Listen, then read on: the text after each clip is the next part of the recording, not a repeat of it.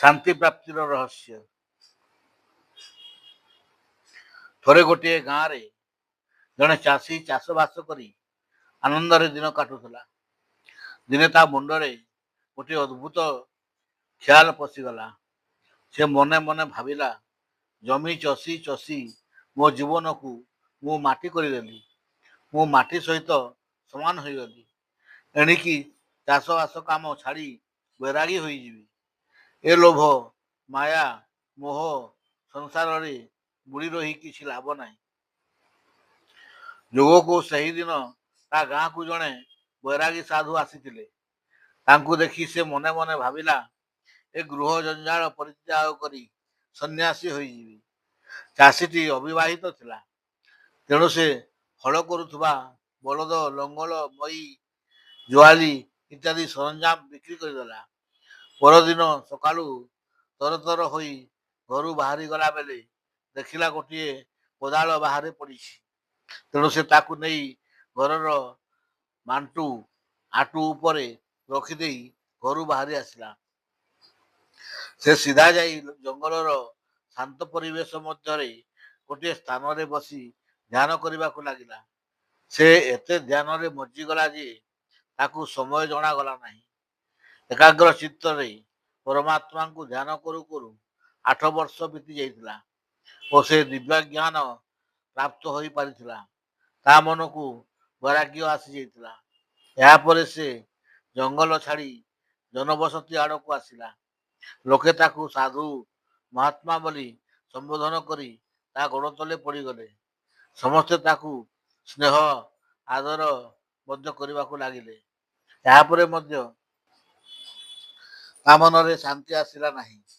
ସବୁବେଳେ ତା ମନ ମଧ୍ୟରେ ଗୁରୁ ଗୁରୁ କରୁଥାଏ। ତାର ସବୁବେଳେ ମନେ ହେଉଥାଏ, କ'ଣ ଗୋଟେ ଛାଡ଼ି ଦେଇ ଆସିଛି ଅଥବା ହଜାଇ ଦେଇଛି। ଏହା ମଧ୍ୟରେ ପୁଣି ବିତିଗଲା 8 ବର୍ଷ। ହେଲେ ତା ମନ ଭିତରେ ପୂର୍ଣ୍ଣ ପ୍ରଶାନ୍ତି ଆସିପାରିଲା ନାହିଁ। ଦିନେ ସେ ନିଜକୁ ଧିକ୍କାର କରି କହିଲା, ହତଭାଗା, 16 ବର୍ଷ ଧରି ଏତେ ଜପ ତପ ଧ୍ୟାନ କଲୁଣି, ଏତେ ତତ୍ତ୍ୱ ଶୋଷିଲୁଣି, ତଥାପି ତୋର ଅଭାବ ରହିଯାଉଛି କୋଉଠି? ସେ ନିଜକୁ ଏମିତି ଧିକ୍କାର କରୁଥିବା ବେଳେ ସେଠାରେ ଜଣେ ଅସଲ ସାଧୁ ଆସି ଉପସ୍ଥିତ ହୋଇଗଲେ। ସେ ତାଙ୍କ ବିଷର୍ଣ୍ଣ ମୁଖମଣ୍ଡଳ ଦେଖି କାରଣ ଜିଜ୍ଞାସା କରନ୍ତେ ସେ ସମସ୍ତ ବୃତ୍ତାନ୍ତ ତାଙ୍କ ଆଗରେ ବର୍ଣ୍ଣନା କରି ଗଲେ।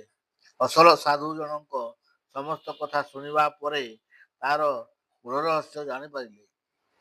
ସେ କହିଲେ, ବାବୁରେ, ମନେ ପକାଅ, କିଛି କୋଉଠି ରଖିଦେଇ ଆସିଛ କି? ହଠାତ୍ ତାର ମନେ ପଡ଼ିଗଲା ସେଇ କୋଦାଳ କଥା।